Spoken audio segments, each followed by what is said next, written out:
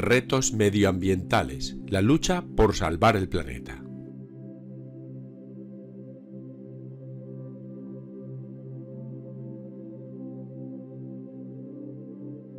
Y empezaremos, como siempre, con una breve introducción sobre el tema. La geografía se ocupa del estudio de los ecosistemas, su evolución en el tiempo, su funcionamiento y la relación del ser humano con el medio natural. Desde la revolución industrial, la necesidad de explotar recursos naturales para satisfacer las necesidades de una población creciente ha roto el equilibrio entre el ser humano y el medio. Pero en los últimos años ha surgido un interés por los problemas ambientales para aminorar este impacto. Y de esta forma ha nacido la conciencia de que es necesario proteger el medio ambiente y poner en práctica un desarrollo sostenible, educando adecuadamente al alumnado en la transición ecológica para así poder abordar la emergencia climática. Y la educación es la mejor arma de la que disponemos. Las repercusiones de la acción humana sobre el medio ambiente han sido muy numerosas. Desde sus orígenes, el ser humano ha intervenido en el medio natural. Hasta la revolución industrial hubo un equilibrio gracias a la capacidad de autorregeneración de la naturaleza, pero este se ha roto con el desarrollo industrial y tecnológico, especialmente con la irrupción de la sociedad de consumo. Y antes de empezar con este tema es necesario analizar varios conceptos clave: ecosistema, ecología y medio ambiente, que se divide a su vez en medio natural y medio humanizado. El término ecosistema surge con la aplicación de la teoría general de sistemas al campo de las ciencias naturales y sociales. Se trata del medio ambiente biológico formado por los organismos vivientes, la biocenosis, de un lugar particular, e incluye también todos los componentes no vivos, el biotopo. Vamos a analizarlos. El biotopo es el espacio con unas condiciones ambientales adecuadas para el desarrollo de la vida de ciertas especies. Comprende parte de la superficie terrestre, el relieve, de la hidrosfera, las aguas saladas, dulces, estancadas y corrientes, y de la atmósfera, la troposfera, siendo la fuente de energía de la biocenosis. Precisamente la biocenosis es la porción de la biosfera compuesta por moléculas y se divide en fitocenosis plantas, zoocenosis animales y microbiocenosis microorganismos. Y el clima, que permite la diversidad del medio geográfico, estando incluido dentro del biotopo. Se trata del comportamiento de la atmósfera en periodos de tiempo relativamente largos, mínimo 30 años. Sus factores determinantes son astronómicos, latitud y movimiento de traslación, geográficos, oceanidad, continentalidad y relieve, y termodinámicos, circulación general de la atmósfera. Según la dinámica de los ecosistemas, la biocenosis se relaciona con el biotopo y con otros sistemas, constituyendo así el ecosistema, entendido como un sistema de sistemas. En él, las relaciones entre los seres vivos se establecen en términos de intercambio de energía. Los ecosistemas no son estáticos al estar sometidos a constantes transformaciones, ni autosuficientes dependiendo unos de otros, y sus dimensiones no son concretas, los hay enormes como la taiga y pequeños ecotopos. El término ecosistema lo acuñó Roy Clapham en 1930, pero fue Arthur Tansley quien lo redefinió. Por su parte, ecología es el conjunto de ciencias que estudian las relaciones de los seres vivos entre sí y con el medio ambiente en el que se encuentran. Lo formuló Ernst Haeckel en 1866, pero su concepto se ha ampliado. Actualmente representa la relación, interacción y diálogo que todos los seres vivos o no guardan entre sí y con todo lo que existe. Ya no es una simple rama de la biología, sino una disciplina autónoma y holística de gran relevancia. Y medio ambiente es el conjunto de elementos físicos, químicos y biológicos con los que interactúan los seres vivos. Se trata del espacio en el que se desarrolla la vida y comprende seres vivos, objetos, agua, suelo, aire, las relaciones entre ellos e incluso los elementos intangibles como la cultura. El 5 de junio es el Día Mundial del Medio Ambiente. Medio natural es un ecosistema en cuyo funcionamiento y estructura no se percibe la acción humana, como las selvas, glaciares o desiertos. El espacio que la ecología define como ecosistema, la geografía lo denomina medio natural. Pero hay que matizar que en ecología el interés del biotopo reside en que sirve de soporte para la biocenosis, mientras que en geografía ambos tienen la misma importancia. Además, para la ecología el ser humano es un elemento más del sistema, mientras que para la geografía el medio natural no es un paisaje del todo inalterado, sino el resultado de la acción de las sociedades humanas en él. mientras que medio humanizado es el resultado de la intervención del ser humano en el medio físico y está formado por el medio rural y el urbano. El primero es el proveedor de recursos agrícolas, ganaderos y forestales, mientras que el segundo es el resultado de una profunda transformación para satisfacer las necesidades secundarias y terciarias del ser humano.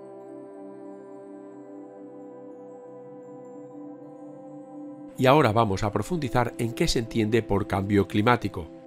A lo largo de los 4.600 millones de años de la historia terrestre, las fluctuaciones climáticas han sido muy grandes. En los últimos 1,8 millones de años se han alternado glaciaciones con climas benignos, siendo la diferencia entre uno y otro de 5 o 6 grados centígrados. Pero el actual aumento de las temperaturas por efectos antrópicos, el calentamiento global, puede provocar terribles consecuencias sobre la vida terrestre. El modelo económico occidental se basa en el continuo aumento del consumo y, por tanto, en la explotación de los recursos. El efecto invernadero natural está alterándose por la emisión de gases a la atmósfera a causa de la actividad humana. El aumento de CO2, un 40% más elevado que antes de la industrialización, puede provocar un calentamiento de entre 1,5 y 4,5 grados centígrados. Y las causas obedecen al uso de combustibles fósiles, la deforestación, la ganadería intensiva, los plásticos y los fertilizantes con nitrógeno. Las consecuencias serían el aumento del nivel del mar, la disminución de precipitaciones, la disminución de la biodiversidad o el incremento de fenómenos atmosféricos de gran intensidad.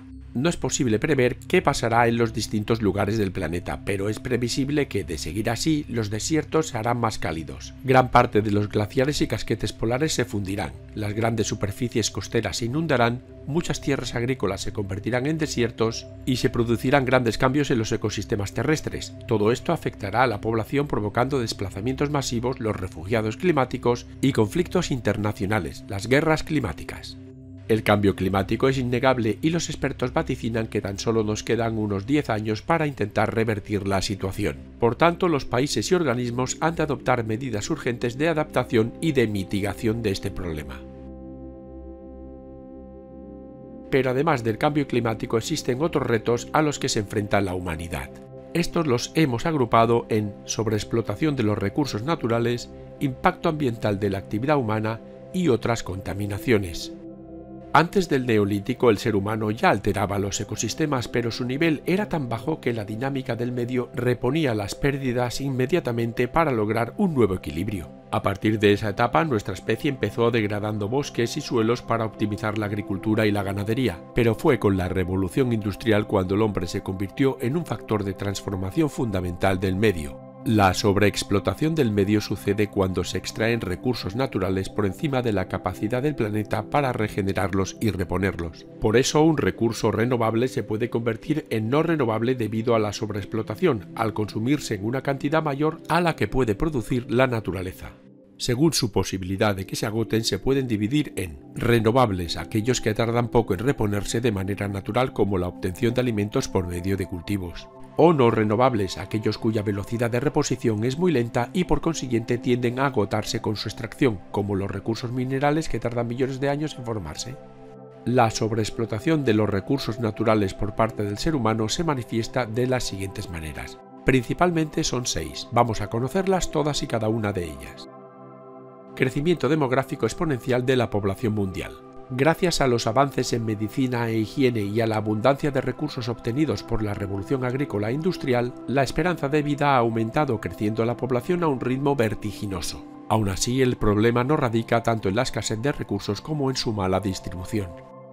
Pérdida de biodiversidad y especies en peligro de extinción. A mayor variedad de especies, mayores posibilidades de supervivencia, porque si todos los organismos fuesen iguales, desaparecerían ante cualquier cambio. La pérdida de biodiversidad es un aspecto muy preocupante. La introducción de especies no autóctonas, la desaparición de especies, la sobrepesca, la caza de animales o la contaminación del aire y del agua y el suelo rompen el equilibrio entre las cadenas tróficas. La Revolución Verde introdujo el uso masivo de abonos y pesticidas artificiales, uniformando cultivos y técnicas que provocaron un empobrecimiento de la biodiversidad agrícola. Y la Revolución Biotecnológica, que produce alimentos transgénicos muy rentables, está concentrada en grandes multinacionales. Degradación de suelos y vegetación son dos fenómenos muy interrelacionados porque un cambio de las especies vegetales sobre un suelo provoca un cambio en su composición química. Los problemas son mala gestión de la actividad humana agrícola, especulación urbanística y roturación excesiva. Degradación hidrológica. Se están agotando acuíferos y humedales y las causas son irrigación excesiva, pastoreo, deforestación y adopción del monocultivo. Tan solo el 2,5% del agua mundial es dulce y una mínima parte de este porcentaje está a disposición del ser humano. Deforestación y desertización. Este fenómeno aumenta el efecto invernadero y el calentamiento global. Un ejemplo sería la destrucción de la selva amazónica. La presión demográfica obliga a cultivar tierras marginales y poco productivas, agotando el suelo y los acuíferos.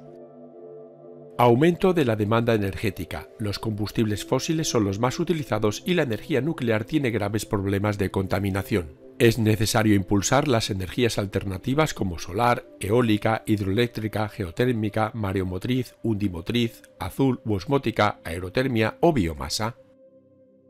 El ser humano tiene la obligación de solucionar estos problemas. Por ello, la Agenda 2030 de las Naciones Unidas plantea las siguientes medidas en varios de sus 17 Objetivos de Desarrollo Sostenible. El impacto ambiental de la actividad humana se ha producido de la siguiente manera. Contaminación atmosférica. Son muchos los agentes contaminantes de la atmósfera que surgen como consecuencia de la actividad industrial y del transporte. Las principales fuentes de contaminación están en las latitudes boreales, donde se concentra la población y las actividades industriales. Las soluciones serían mejorar las políticas medioambientales, crear normativas de control y restrictivas y cuidar los bosques y océanos que actúan como sumideros de carbono limpiando el aire.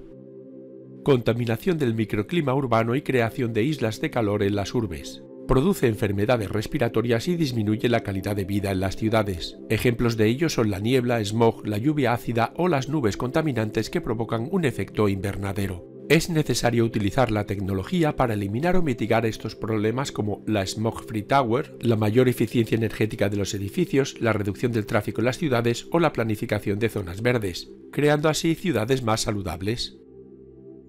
Contaminación de la hidrosfera. Hasta hace poco el ciclo hidrológico aseguraba la reabsorción de los desperdicios, pero hoy en día los vertidos impiden su oxigenación y repurificación. El uso de fertilizantes, pesticidas y herbicidas provocan un enriquecimiento de nutrientes de las aguas, la eutrofización, creando cambios en su flora y fauna. Las aguas residuales no tratadas son otro agente contaminante. Los plásticos están creando enormes islas en los océanos, alterando los ecosistemas marinos. Las mareas negras son el vertido del petróleo mezclado con agua marina llegando a las costas en forma de chapapote. El alpechín es una sustancia contaminante que se genera como subproducto en la transformación de la aceituna en aceite. Los purines son el residuo orgánico fermentado generado principalmente por las macrogranjas y la contaminación térmica de las centrales nucleares provoca la desaparición de las especies. Se ha de regular, por tanto, el uso de pesticidas, tratar las aguas residuales, minorar el consumo de agua de la agricultura e industria y prohibir tirar agentes contaminantes. Y destrucción de la capa de ozono. Está ubicada entre los 19 y 48 kilómetros y protege la vida al absorber las radiaciones ultravioletas. Uno de sus agentes destructores es el uso de CFC. Su adelgazamiento provoca enfermedades cutáneas, cataratas, reduce el sistema inmunitario y altera el proceso de la fotosíntesis. En los años 80 del siglo XX se detectó un agujero en la capa de ozono sobre la Antártida. Su mínimo histórico fue en el año 2000 y a partir de entonces se ha ido recuperando. No usar aerosoles inadecuados, reducir el consumo eléctrico y mitigar el uso de energías no renovables en favor de las renovables permite evitar su destrucción. Pero además de los problemas anteriores, existen otros no menos importantes que son los que estamos viendo a continuación. Contaminación radiactiva es otro factor para tener en cuenta, especialmente sus posibles escapes como Chernóbil o Fukushima y almacenamiento de residuos. Contaminación derivada del tratamiento de los residuos. El ser humano es un gran generador de basura, ya sea agrícola, industrial o urbana. Algunos de estos residuos se tratan sobre la marcha y otros se almacenan en sitios especiales, vertederos, donde se destruyen, incineran o reutilizan parcialmente, reciclado. Pero desgraciadamente parte de estos residuos, especialmente los electrónicos, se envían a países subdesarrollados como los vertederos que hay en Ghana o en Egipto. La mayoría de los residuos urbanos se debe a la elevada densidad demográfica, el gran consumo de energía y la variedad de las actividades económicas de las ciudades. Por eso la selección y el reciclado deben ser una alternativa viable. Y el primer paso está en la gestión de los residuos aplicando la regla de las 3 Rs: reducir la producción de residuos, reutilizar los bienes antes de deshacerse de ellos y reciclar los elementos que pueden ser usados como materia prima en otros procesos productivos. A la contaminación acústica siempre se le ha dado una menor importancia, pero también puede causar graves daños en la calidad de vida de las personas. La OMS considera 70 decibelios como el límite superior deseable. España y Japón estarían a la cabeza de países más ruidosos del mundo. Y contaminación lumínica. Los principales focos son las grandes ciudades, produciendo un aumento del brillo del cielo nocturno y contaminando la atmósfera de los microclimas urbanos. Esto provoca la desorientación de los flujos migratorios de animales como las aves, así como el cambio de hábitos de insectos. Conforme se han ido conociendo las consecuencias de los problemas medioambientales, los gobiernos e instituciones han empezado a plantear las primeras medidas. En el siglo XVIII, David Ricardo llamó la atención sobre la necesidad de proteger el medio natural. Thomas Malthus elaboró su teoría de la población y en el siglo XIX Stuart Mill hizo su síntesis clásica. Sobre 1930 apareció una nueva disciplina, la ecología humana, que estudiaba las relaciones del ser humano con el medio ambiente. Y a partir de la obra de Eugene P. Odum, Fundamentos de la Ecología, se generalizó el punto de vista de que el ser humano debe ser considerado como una especie más en la dinámica de la biosfera que ejerce una acción sin precedentes sobre el equilibrio ecológico de la Tierra. El ecologismo surgió en el ambiente revolucionario de la primavera del 68. Aparecieron organizaciones y grupos ecologistas que han ido ejerciendo una presión mayor sobre los gobiernos y sus políticas medioambientales, e incluso surgieron los partidos verdes. En las últimas décadas, la voz de alarma ante la destrucción del medio ambiente ha planteado también otros puntos de vista. El crecimiento cero propuesto por la medioambientalista norteamericana Donella Meadows, que defiende un crecimiento de población cero para solucionar el problema medioambiental. La postura economista que propone la reconstrucción artificial de los mecanismos naturales destruidos y usar el bienestar económico neto en lugar del PIB como indicador económico. A esta idea se le suma la geoidolatría, que considera la Tierra como un mecanismo vivo capaz de autorregularse, y la teoría del decrecimiento productivo, que propugna abandonar el objetivo de crecimiento económico en favor de una disminución controlada del consumo y de la producción global para respetar los ecosistemas. Actualmente el reto ecologista consiste en conseguir la reacción global de la población en poco tiempo para solucionar los problemas medioambientales inminentes, antes de que el proceso de cambio climático sea irreversible. El problema del medio ambiente no se planteó a escala mundial hasta 1972, cuando la UNESCO propuso una reunión en Estocolmo. Esta conferencia marcó un punto de inflexión en la política internacional medioambiental, acordándose toda una serie de principios y medidas. Otros hitos importantes fueron la creación del Programa de las Naciones Unidas para el Medio Ambiente y el informe Brundtland. En la Cumbre de la Tierra de Río de Janeiro se llegó a toda una serie de acuerdos, la Declaración de Río, relacionando el desarrollo económico con la conservación medioambiental, e incluso se creó la Agenda 21, donde se propusieron actuaciones en todas las áreas relacionadas con el desarrollo económico. Se redactó la Carta de la Tierra, una declaración de los derechos de nuestro planeta, y se pactaron dos convenios: el Convenio sobre el Cambio Climático para limitar las emisiones de CO2 y otros gases de efecto invernadero, y el Convenio para la conservación de la biodiversidad, con el objetivo de intercambiar recursos genéticos y tecnologías para mantener la biodiversidad. En el 2002 se celebró la Cumbre de la Tierra de Johannesburgo, con el objetivo de renovar el compromiso político de Río. Y en el 2012 la Cumbre Río +20 elaboró un borrador titulado El futuro que queremos. De gran importancia han sido también las conferencias mundiales sobre el cambio climático. Uno de los referentes fue el Protocolo de Kioto, con el objetivo de reducir los gases de efecto invernadero por debajo de los niveles de 1990. Las conferencias de las Naciones Unidas sobre el cambio climático, las COP, son reuniones anuales para tratar este tema.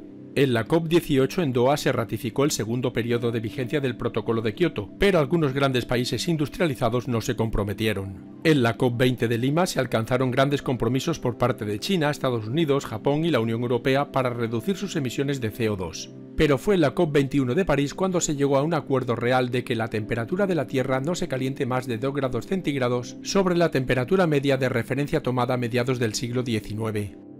Es necesario imponer una política ambiental que favorezca el desarrollo sostenible por parte de los gobiernos, y esto se debe en gran medida a la presión del movimiento social ecologista que adoptó 3 principios, que de más a menos ideales son: de industria sostenible que sea ecológicamente viable, de sustitución que exige reemplazar las industrias peligrosas por otras menos contaminantes e industrias que usan una gran cantidad de energía por otras más eficientes, y por último el que contamina paga, sancionando así las industrias contaminantes. Los instrumentos de esta política ambiental son jurídicos, normas, administrativos, controles, adaptaciones y regulaciones, técnicos, aplicación de tecnologías menos insalubres y económico-fiscales, subvenciones, impuestos, tarifas y tasas para compensar los costes de las acciones positivas y penalizar las negativas. Pero los problemas a los que se enfrentan estas políticas ambientales son: de sectores políticos interrelacionados, se requiere un gran nivel de coordinación con la política de infraestructuras y la económica; de decisiones a largo plazo porque la política estatal solo piensa en periodos de elección; y de una política multinivel porque se ha de actuar a nivel local, regional, nacional y global. Y el mejor ejemplo de política ambiental mundial sería la Agenda 2030 de las Naciones Unidas con sus 17 Objetivos de Desarrollo Sostenible. Pasamos a hablar ahora de la educación y protección del medio ambiente. Las principales actuaciones para proteger el medio ambiente son: creación de entidades como parques nacionales, restauración de ecosistemas en degradación, reciclaje de basuras mediante la recogida selectiva, políticas agrarias sostenibles, alternativas al problema energético, medidas de gestión y planificación del impacto ambiental y la educación ambiental de la ciudadanía. Precisamente, la educación ambiental ocupa hoy en día un papel importante en los planes de estudio, convirtiéndose en una herramienta que contribuye a la formación de una nueva ética universal. Desde la publicación de la Carta de Belgrado y de los resultados de la Conferencia de Tbilisi, se concibe la educación ambiental como una herramienta fundamental. Pero uno de los retos es que la educación ambiental no es únicamente una enseñanza para niños y adolescentes, sino para toda la sociedad. En el año 2006, Ecologistas en Acción publicó el currículum oculto antiecológico de los libros de texto, donde demostraba la apremiante necesidad de una educación y cultura de sostenibilidad en las escuelas. Las nuevas leyes han incluido este tema como objetivo básico. ¿Y qué conclusiones podemos sacar de este vídeo? Pues son las siguientes. Hemos estudiado la acción humana sobre el medio ambiente como factor de cambio. Este ha producido un efecto de simplificación o reducción de los ecosistemas a unos estados más inmaduros, lo que se traduce en un descenso de la biodiversidad y también en una alteración de las cadenas tróficas. Los efectos más importantes son la extinción de las especies, la destrucción de ecosistemas, la contaminación medioambiental y el cambio climático. Y por eso los científicos se hacen una pregunta: ¿deberíamos hablar ya del antropoceno en vez del holoceno? El problema del medio ambiente es uno de los más importantes retos de la humanidad porque pone en peligro nuestra propia supervivencia como especie natural. Es necesario educar a toda la población en un cambio de actitud para que se implique de lleno en él. Y esto es tan importante que incluso la Unión Europea declaró en el año 2019 el estado de emergencia climática.